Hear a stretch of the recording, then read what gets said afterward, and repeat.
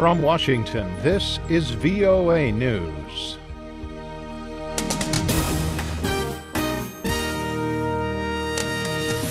I'm David Byrd reporting U.S. Special Forces have killed a key Islamic State leader in Syria. As Heather Murdock reports from Cairo, the U.S.-led coalition killed a Tunisian known as Abu Sayyaf, captured his wife, and freed a Yazidi woman who was being held as a slave. The U.S.-led coalition said it killed a senior Islamic State leader known as Abu Sayyaf and captured his wife, Sayyaf. In Washington, Defense Secretary Ash Carter said in a statement that the operation represents another significant blow to IS. Officials say Abu Sayyaf was also involved in managing the Islamic State's illegal oil trade that was once a significant source of funding for the group. But from a public relations standpoint, the announcement may have disappointed U.S. officials because Abu Sayyaf was not all that famous. Heather Murdock, VOA News, Cairo. An Egyptian court in Cairo has sentenced former President Mohamed Morsi and more than 100 other defendants to death for a 2011 mass prison break. The sentences were handed down Saturday. The Grand Mufti, Egypt's top religious authority, will make the final decision on the rulings June 2nd. The former president also faces espionage charges. A lawyer for Morsi said he would appeal his client's death sentence. Clashes between Houthi rebels and pro-government forces killed or injured dozens of people across South Yemen on Saturday, including civilians. A ceasefire in the country is set to expire late Sunday. Violence in the city of Taiz claimed at least 12 lives and injured dozens more in what Yemeni government officials said was rebel shelling of several neighborhoods. For more, visit our website. This is VOA News.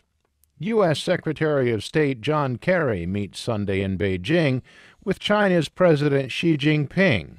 It's the cap of a two-day visit dominated by trade issues and territorial disputes pitting China against a host of U.S. allies in Southeast Asia.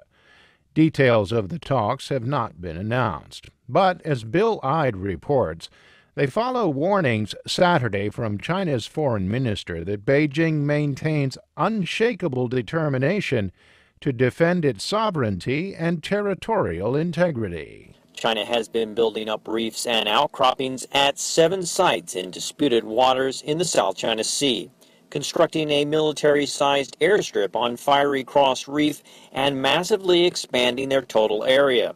The United States is concerned, and Secretary of State John Kerry repeated that view during a visit to Beijing Saturday following meetings with his Chinese counterpart Wang Yi. I urged China, through Foreign Minister Wang, to take actions that will join with everybody in helping to reduce tensions and increase the prospect of a diplomatic solution. During his 2-day visit to Beijing, Secretary Kerry will meet with military and civilian leaders, including President Xi Jinping, on Sunday. Bill Ide, VOA News, Beijing. Burundi's government made several arrests Saturday in connection with a failed coup attempt earlier this week. The group included generals and 2 police commissioners. A presidential spokesman told VOA's Gabe Joselo that the leader of the coup attempt, General Geoffroy Niyombare, remains at large. President Pierre Nkurunziza was in Tanzania for a regional summit on Burundi's political situation when the coup attempt was announced on Wednesday. That move followed weeks of unrest after President Nkurunziza said he would seek a third term. President Obama used his weekly media address to focus on creating opportunities for all Americans, especially those who feel a sense of unfairness and powerlessness. The president pointed to such programs as Social Security, the Earned Income Tax Credit, and the Affordable Care Act as examples of projects that have helped struggling Americans. We don't want our country to be one where hard work pays off.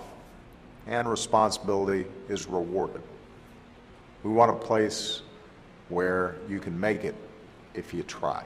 Mr. Obama will travel to Camden, New Jersey, one of America's poorest cities, but one whose police force is thought of as a model.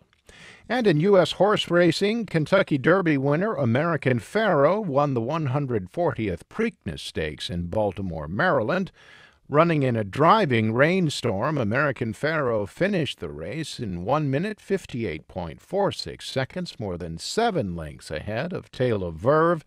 Divining Rod was third. The final race of the Triple Crown, the Belmont Stakes, is June 6th in New York. I'm David Byrd in Washington. That's the latest world news from VOA.